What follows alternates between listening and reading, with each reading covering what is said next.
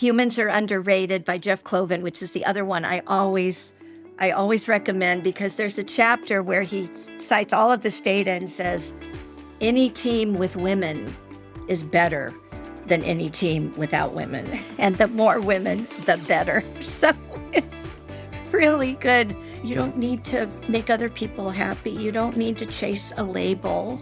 You don't need to make up for something that you think you're not. Just realize how fabulous you are and go for it. Everyone needs to make a decision not to be afraid, and it has to be a conscious decision. Welcome to Wisdom from the Helm, where we go beyond the typical highlight reels of real estate's most trusted women to reveal the secrets of their success, not just in business, but also in life. We're your hosts, Danielle Wilkie and Heather Frick, and today we're thrilled to welcome Leslie Appleton-Young, an advisor to us at the Helm and one of the most respected voices in real estate for decades. As the longtime Chief Economist at the California Association of Realtors, Leslie helped shape how the industry understands the market. She also is the co-founder of Women Up, an initiative from the California Association of Realtors started in 2017 to support women who lead or own brokerages. And today, she serves as the Chief Economist at First Multiple Listing Service, FMLS, in Atlanta, and continues to bring critical insights and deep mentorship to the field. Her unwavering commitment to equity, data, and developing strong women leaders has made her a true force in our industry. And I can say personally that Leslie has been an absolutely invaluable mentor and supporter of us at the Helm, and we are so excited to bring her insights to our audience today. As you might expect, this ended up being a very substantive yet warm conversation about things like the role of an economist in the housing industry, how mentorship changed how she leads, housing's affordability crisis, the importance of professionalism in real estate, building confidence in women leaders, reframing self-worth, and so much more. This is an episode worth investing in. It will make you a better leader, give you insights on how to tell better stories, provide perspective on the current market, and fuel your courage to show up as yourself. If you enjoy this podcast, don't forget to follow us on your favorite podcasting app or YouTube. Also, if you want more of what you hear today, subscribe to our newsletter created for ambitious women in real estate. You can check it out at the-helm/subscribe. With that, we bring you Leslie Appleton-Young. Welcome, Leslie. Thank you. That was lovely. Oh, Much appreciated. It's so great to have you here. We're going to just dive right in. Ask me anything. Ask you anything. This is why we love you. Let's start at the beginning. What drew you to economics and then into the real estate industry? Well, the first one was kind of love at first sight. And the second one was I need a job and I'm back on the West Coast and I think I could do this one. You know? So when I got to college, and this was 1970 at Berkeley, the economics, introductory economics course was very, very large. And at the end of every lecture, there were students outside handing out alternative notes, right? Because the economics, the neoclassical economics is it doesn't really explain a lot about what people do and why they do it, right? It all sounds great, the demand and supply curve and the utility curve and your budget constraint and you maximize. And we all know, because behavioral economics for the last 20 plus years has been the thing, but way back 50 years ago, it wasn't. But what attracted me to economics was it seemed to be a melting pot of everything interesting.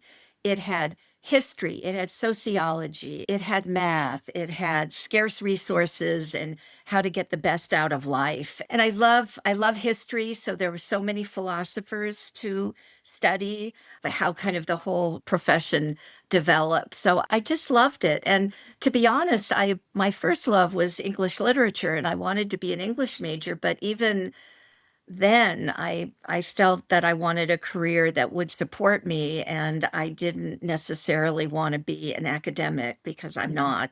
So I went into economics. So Wow. that was that part. And then the research part is I had various research positions and went to graduate school back east and unexpectedly got divorced, had a little infant, came back to California. And in January of 1984, there was an actual ad in a newspaper called the Los Angeles Times. And I still have the ad. It said, research analyst needed for the state's largest trade association, da da da da da. And so I had someone, paid somebody to type me up a resume, which I didn't even have, mailed it in, and I interviewed first with Kathy Spiller, and you may know her name because she is the editor of Ms. Magazine and the president of the Feminist Majority. So she was at CAR at that time and hired me, and we are friends today. It's been amazing. And so that's how I got hired at CAR and stayed there my whole professional career until Wow. now. Wow. Why did you stay so long?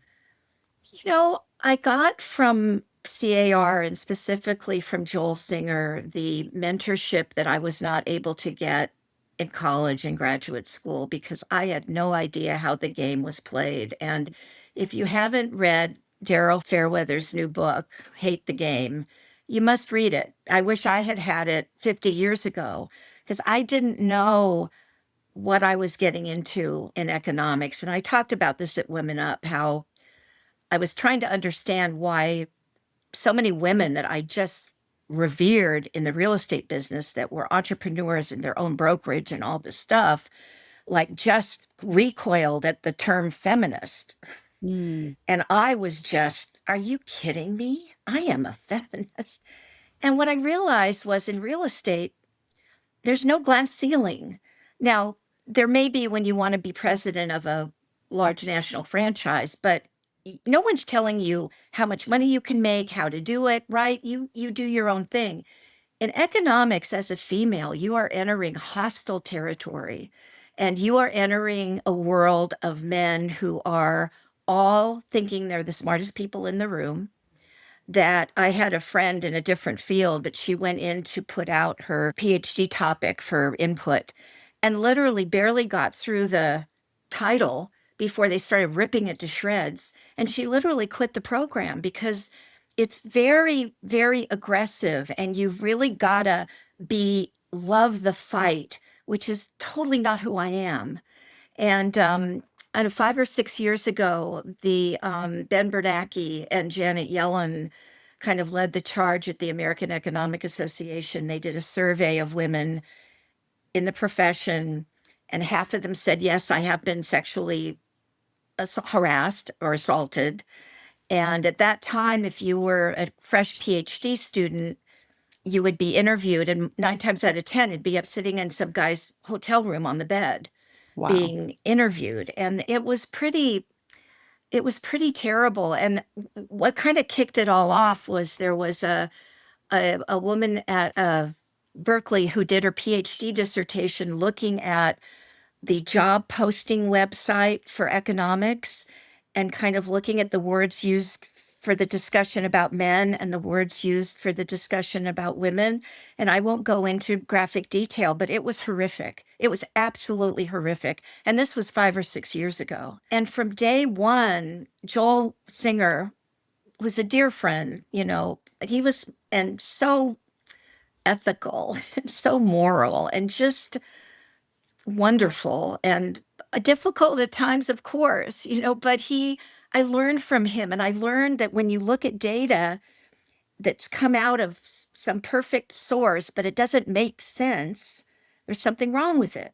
And you've got to look at it and you've got to be able to tell the story and how to finesse things and when you don't finesse things and just all of that and how to say no to people who aren't on the same kind of wavelength that you are with respect to what's appropriate. I just learned everything. So I think that was it. In addition, he gave me an opportunity to define my position that catered to my strengths. And I still remember my friend Trisha Thomas, who you may know, she's the AE of the Bay East Association and just a a dynamo. And one day she looked at me and she said, "You know, Leslie," in her British accent, "you know, Leslie, you're not really an economist. You're an educator." And I thought, you're right. I always told you, you could find much better technical economists, people that love all that stuff. And it's not me, but what is me is taking trends and the general direction and looking at the data and explaining it to people to help them make informed decisions. Right. And there, I will tell you the last thing I'll say, there is a realtor in Pasadena that remembers in 1990 me saying, "You should be buying real estate now, and here's why." And she did. And it's the best decision she ever made. And it may be a fluke, but anyway, being able to create your own job, before all the algorithms picked out specific words in a resume, so I really lucked out. I think that's why I stayed. And was there a certain amount of, I'm afraid, can I make it in the outside world? I'm sure that was part of it too. I was a single mom with two kids and, the whole thing. When you were there, and maybe before you got there, maybe it was your time in school, but was there ever a time you felt underestimated? And then how did you navigate that? I think the answer is yes. And personally, and also seeing it around me, because, as I mentioned earlier, I was able to create a chief economist job position at CAR that doesn't look like other the way other people do it. And I think that there's just a tendency to undervalue things like being a good communicator and being able to read your audience and being able to listen. Those are all skills that are not valued at the top in a lot of organizations. And to me, they're the core of everything. So my my my strategy was a couple of things. So I was the staff of our strategic planning and finance committee, and we got into this pattern very early on when it was just long range planning, where we would read a book or two every year, the whole committee. And so I was able to assign people books that they would never read otherwise, but hopefully broaden their minds and provided a platform for people to kind of speak the same language, right? Which they really weren't doing before. So I always kind of go for education.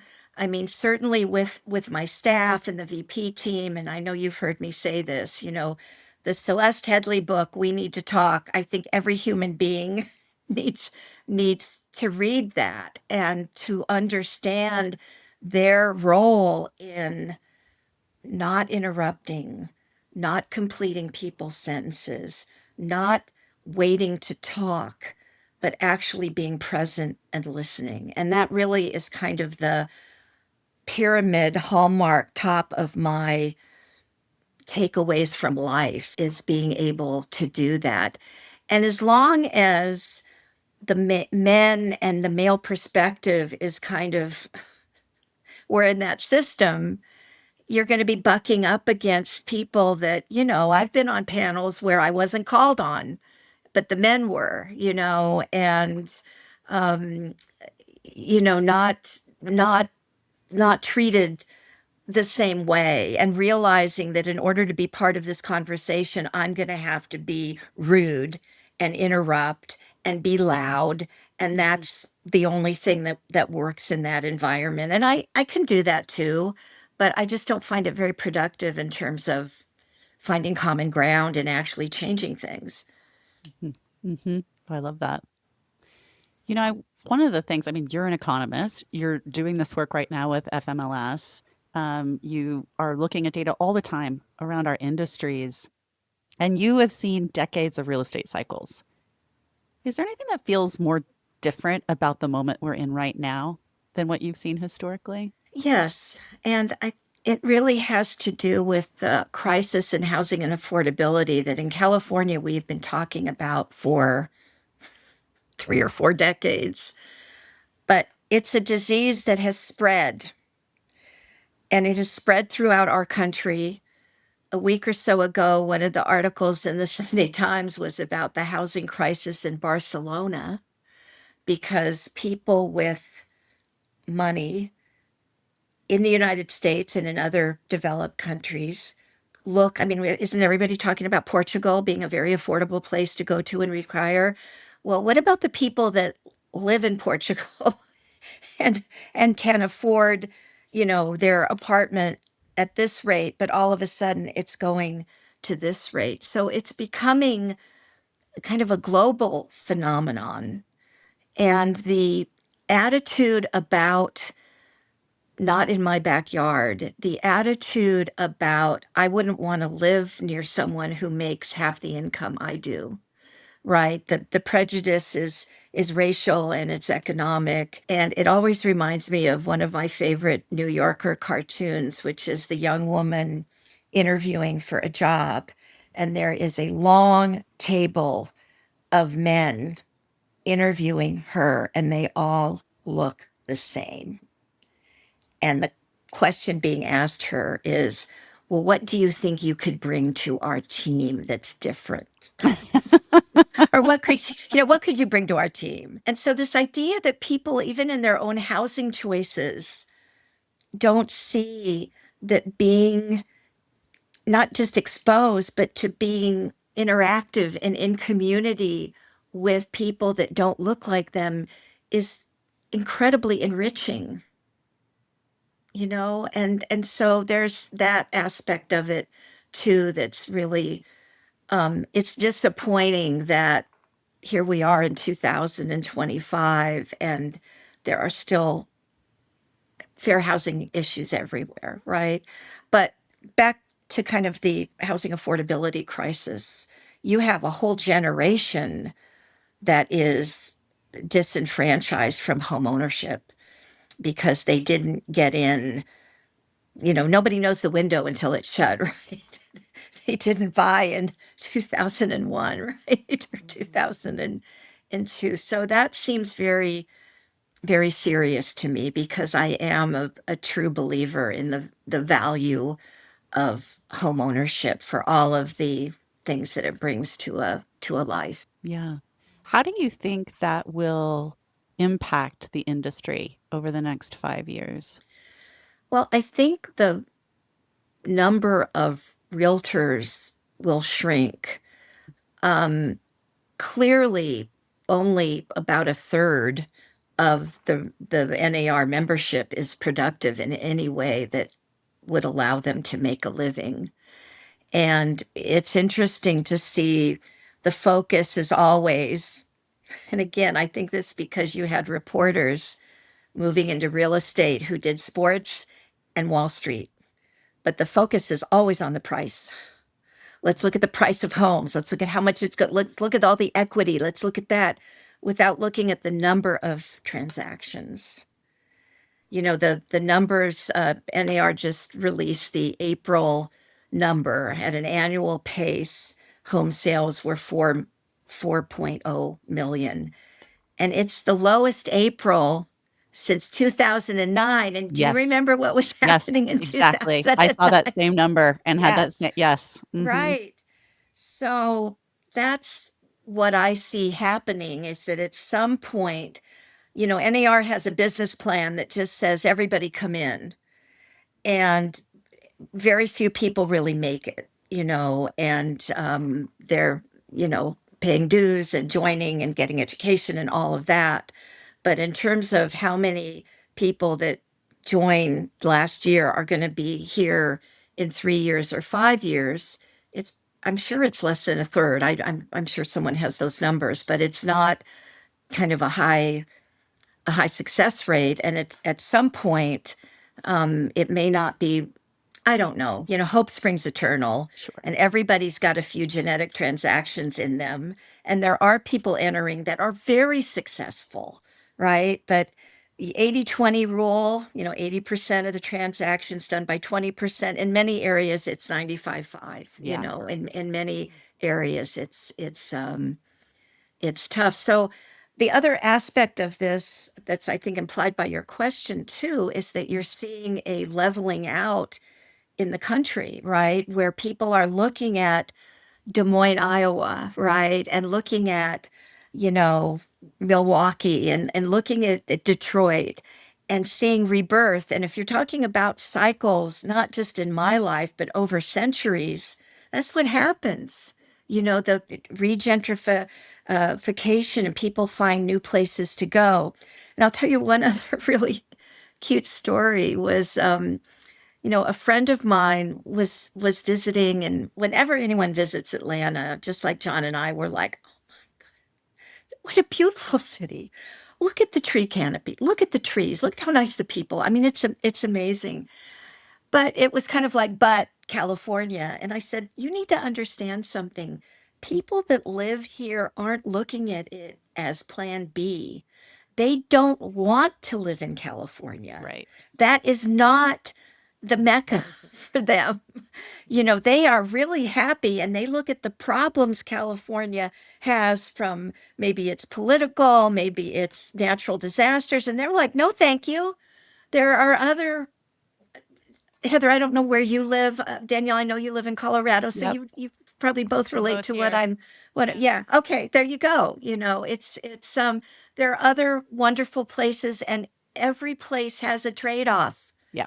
Weather, traffic, it's all about building a life with friends and family, regardless of where it is. So, last question before we move on to some just like women in real estate questions. But, you, I think, just touched on this and have had a strong perspective on professionalism in real estate.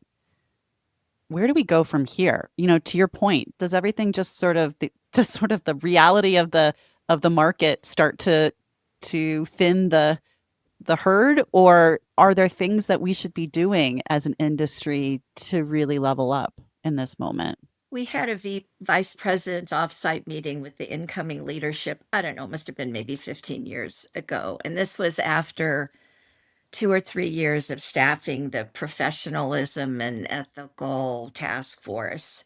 And I still remember like tearing that sheet out of my notebook. I can't believe I did this at the time. I mean, looking back, but I did. And I tore it up in a ball and I threw it in the middle of the hollow square. And I said, I will never staff a professionalism and ethics task force ever again because we have been talking about this.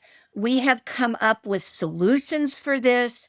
It is not rocket science, right? So you have to ask who is benefiting from the current situation. Organized real estate is benefiting because the more members you have, the more power you have.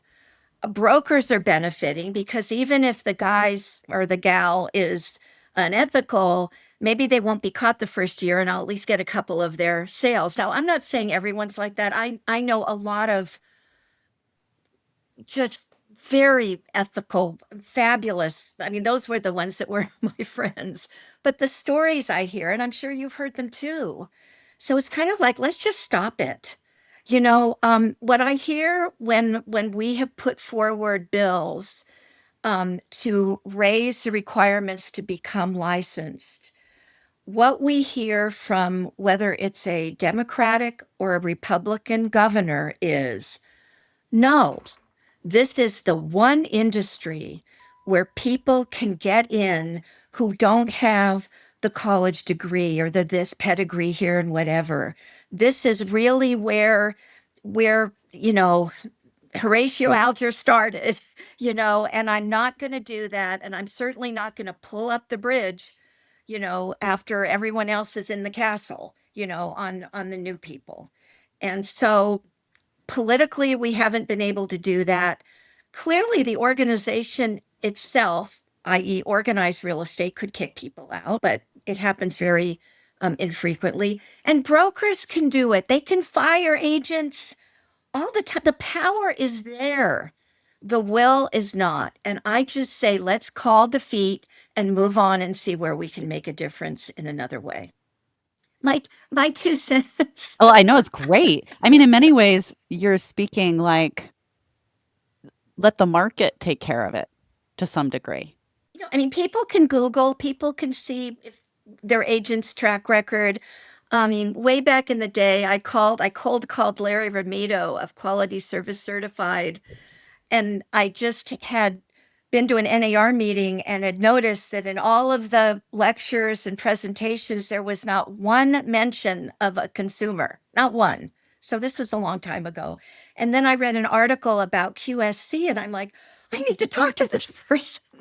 And I called him and I said, "You don't know me." We introduced ourselves, and it was kind of the beginning of a lifelong professional just respect for someone that said, evaluating realtor performance after the close of escrow and posting those results is a meaningful thing to do.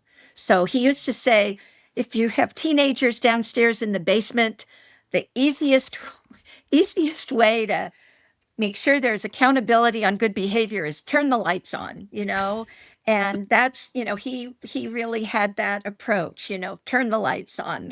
Ooh, I love that. Yeah. That is so good. Oh. I'm going to remember that for 2 years from now when we have a teenager in our basement. I love that. Oh, Well, gosh. let's pivot a little bit to your focus on women in real estate. I know, Leslie, you've spent a lot of your career mentoring women in real estate, and I'm curious, what advice do you find yourself giving or imparting or guidance to women most often? I think one of them is to be a mentor, to not negate all that you have and all that you can offer, and to take it as a responsibility to help other women, give them a hand up. I talked to a woman at CAR a number of years ago, and she'd been thinking about running for president. And she said several of the past presidents had kind of noticed her increased visibility and had reached out to her to see if they could help mentor her. And they were all men. The women didn't. And I know all these women and they're amazing. And I'm just wondering how many of them just didn't think their story was worthwhile. And the reality is, making it to the top of CAR and then NAR or head of a brokerage, I mean, you've got a lot to share, right? That takes a lot of strength and stick to itiveness. And it sounds like what you're saying, or I'm just going to imply from your answer, that many of these women don't believe or haven't believed that their story is worthwhile. How have you been able to kind of coach them around that, right? Or through that?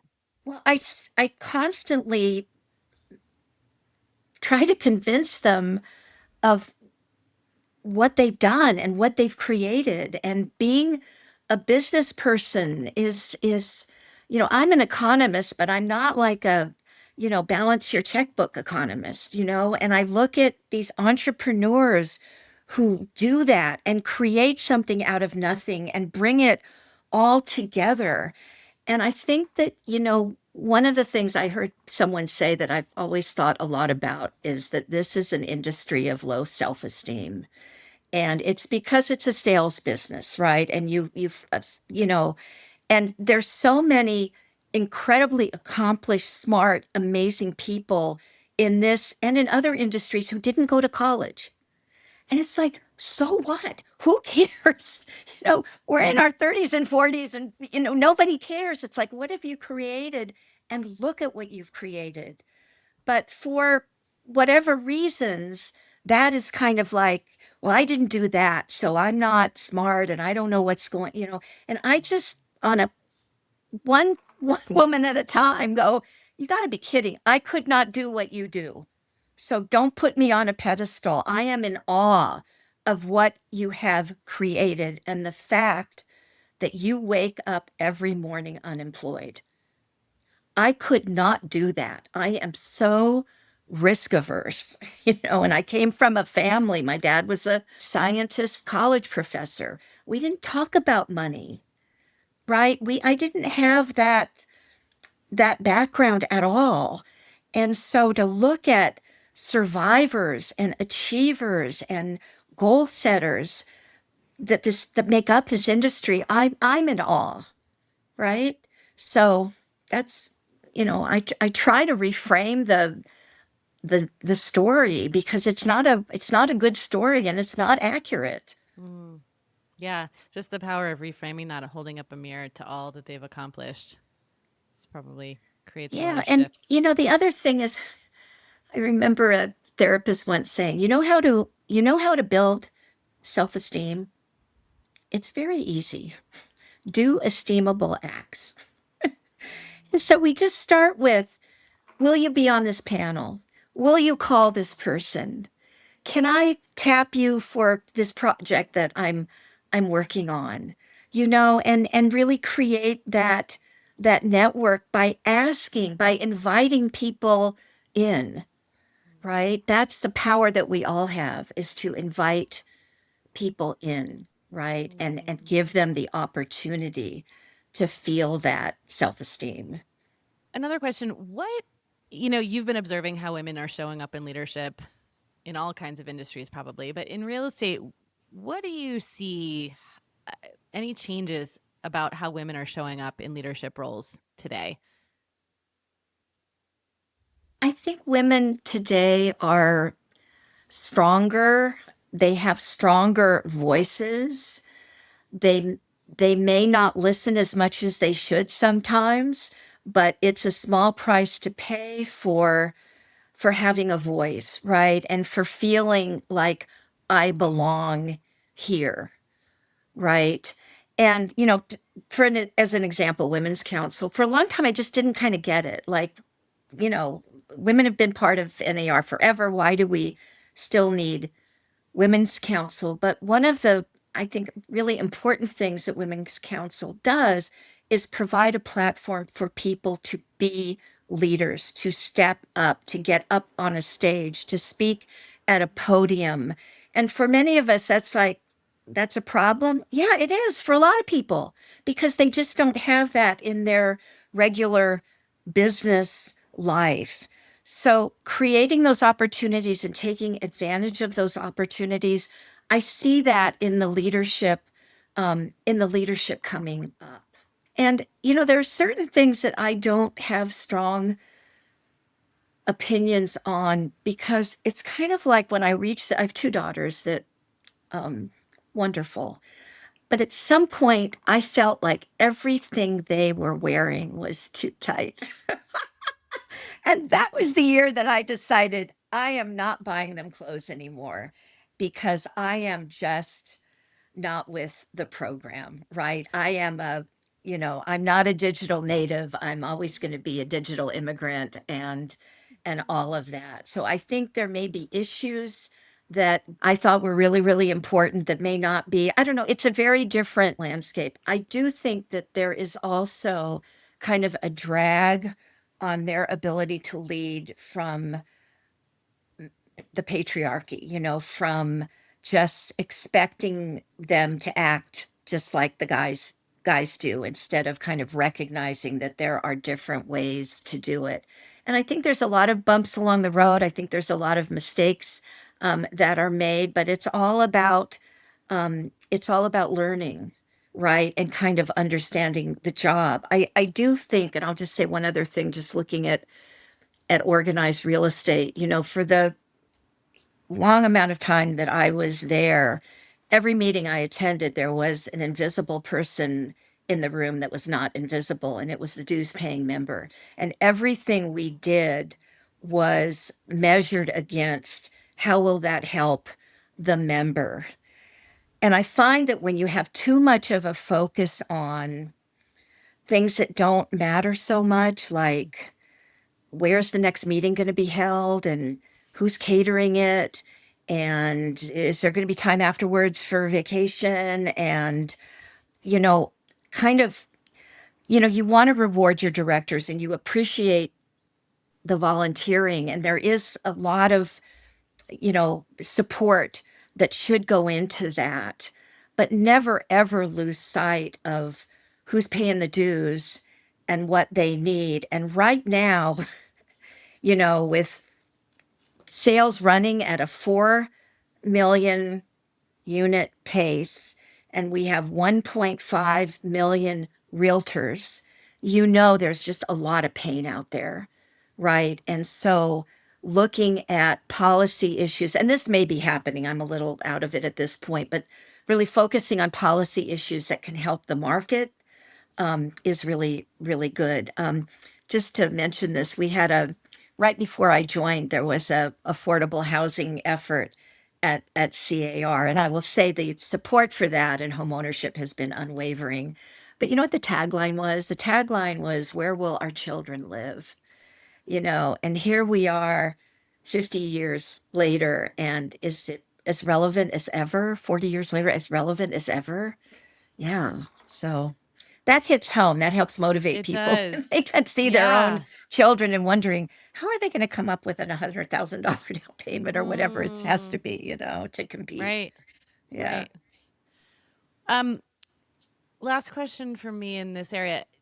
Have you ever had a coach to support you professionally? And then as a follow-up on that, I'd love your observations on what role you think coaching has to play in the real estate industry now. Yeah. I think coaching is absolutely critical. Did I ever have a coach that I paid and we talked once a week? No. I was, it, it wasn't in my era, kind of. And I remember when one of my most favorite mentees, Sarah Sudachin, was promoted, and the first thing she wanted to do was get a coach. And it was a recommendation from Sharon Srivatsa, who I just love so much. And I just thought, I should have done that when I got promoted. Like, what was I thinking? But I did have a lot of women that I was just talking to someone this morning about Ann Bailey, who was just so in the MLS field and was at PRC back in the day, and went to work for realtor.com when it started, and just was so kind. Pam O'Connor, Sherry Chris Kutsky, who was president in 2005. Trish, I mentioned, Heidi Rizzo. I mean, these women that are in the industry that kind of can help me reframe me, like Trisha's saying, reframing my job and what I do was really, really helpful. And on staff, our Joel had a lot of women on his team. Half of the VP team was female, and June Barlow was our general counsel, and she was amazing. Debbie Ferrier on the business side and Frambros on the communication. We had a team, and we would we still get together for everybody's birthdays. So this is a group that knows what we do in the unique world that was the California Association of Realtors. And we truly have been through life together, and we love each other, and we still get together. So I think that's really helped me in so many ways. I still remember getting off the stage after giving one of my economic forecasts, and it's when one of Malcolm Gladwell's books had just come out. And I got off the stage, and Anne Framrose is standing there, and she looks at me and she said, "That's what 10,000 hours looks like." And I just, I'll never forget that. What an incredible compliment that has stuck with me. So going back to coaching, I wish I had had that. I wish I had done that more intentionally instead of this wonderful random experience I had. But especially for a procrastinator, PhD person, like to have that accountability, to move forward would have been absolutely a game changer for me. I truly believe that. Leslie, when you look back on your career, what are you most proud of? Women Up. And the second thing was starting twice a year meetings with the big brokers. And, you know, with the all realtor concept and everyone's a realtor, not just the brokers and so on, there was a shift away from really the business of brokerage, right? And bringing these people into the room and creating personal relationships with them. And I found like I knew a lot of them better than a lot of most of CAR because I was giving speeches to their companies and so on. But creating that platform, dramatically improved our policy making and policy effectiveness and understanding of the market. And I will tell you, the biggest game changer of all was COVID meeting the challenge with Sarah Sudachen, who took over industry relations. And instead of being a twice yearly meeting where you had to have at least 100 agents to get invited, this was a Zoom meeting every Friday. All are welcome. And here you had brokers of every size in every geography of the state logging in at 11 o'clock every Friday. And they're still doing this, I don't know if it's every Friday, but they're still doing this, and hearing from the chief lobbyist and hearing from the lawyers and asking questions. What an amazing use of technology and making lemonade out of lemons, to see that happen. So those are really the two things that, Women Up, of course, just my heart, and recognizing the value of having a personal relationship with the brokerage community. So great.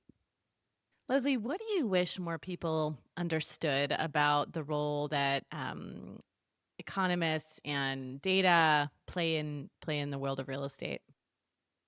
Well, I read a great quote recently, and it was, I should remember the name, but it was something like, if we have data, let's analyze the data. If all we have is opinions, let's use mine. And we had a mantra in strategic planning that said, we make decisions based on information, not opinion.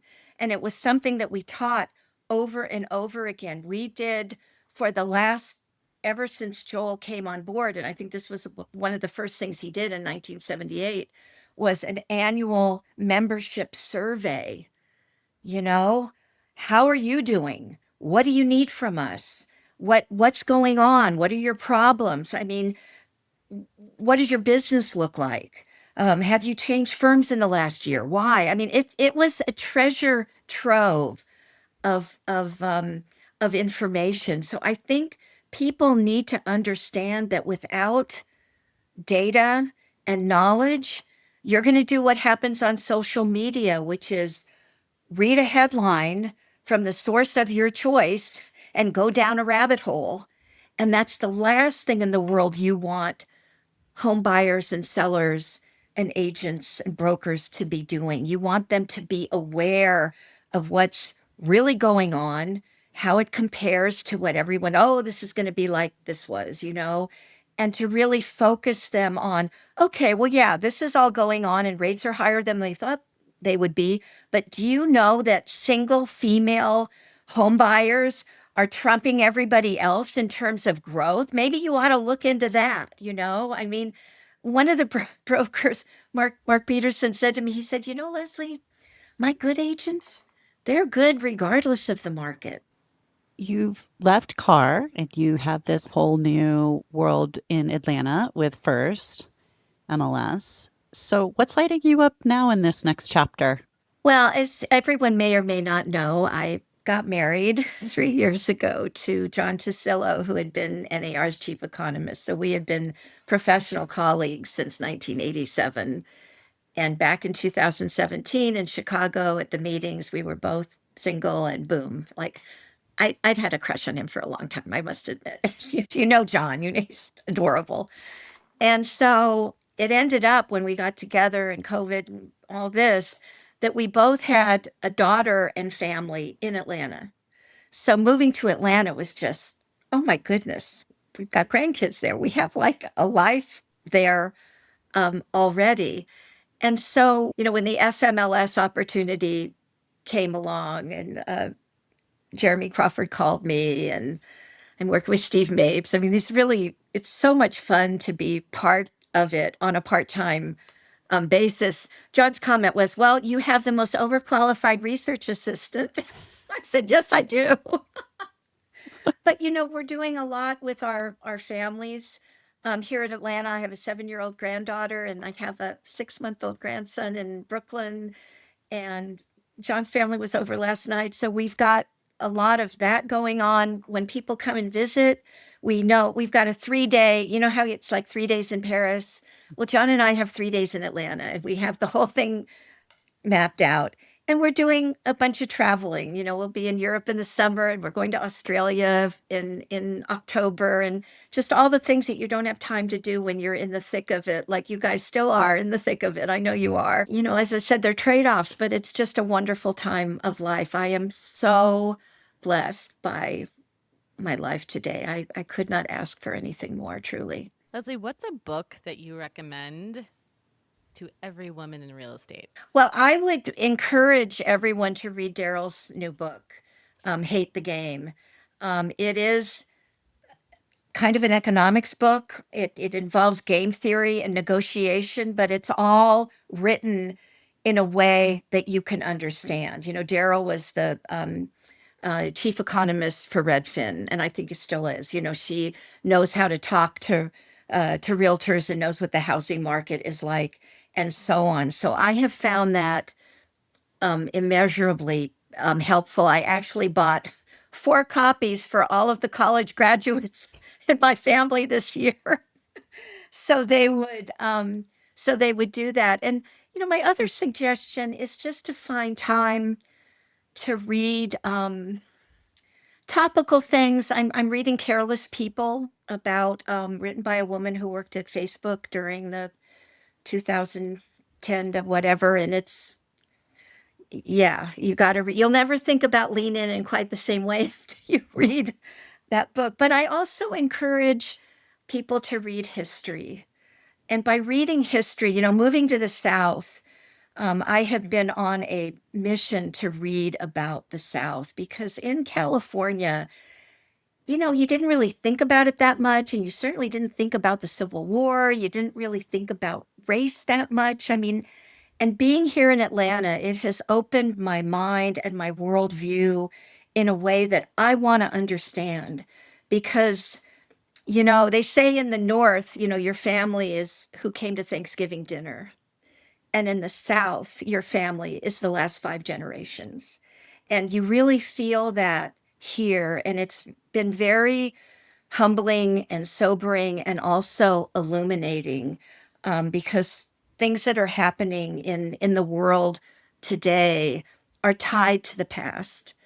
So that's been to have the time to do that and not have it all just be kind of the business stuff. So I would say, we need to talk, and then Humans Are Underrated by Jeff Cloven, which is the other one I always recommend, because there's a chapter where he cites all of this data and says any team with women is better than any team without women. And the more women, the better. So it's really good. Even though it came out, 10 plus years ago, it's worth a read. So thank you for asking. I always like talking about what I'm reading.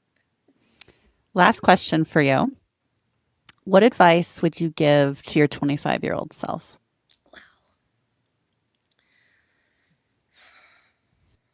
So many things. I look back on her and I just want to hug her and say, you're great. You don't need to make other people happy. You don't need to chase a label. You don't need to make up for something that you think you're not.